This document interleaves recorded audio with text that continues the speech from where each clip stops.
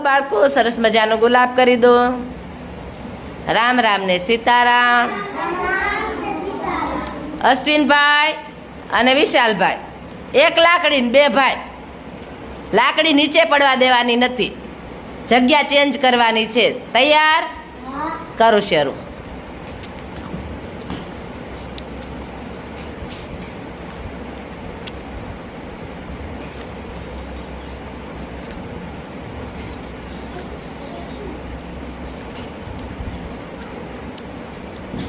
હાથમાં નથી આપવાની.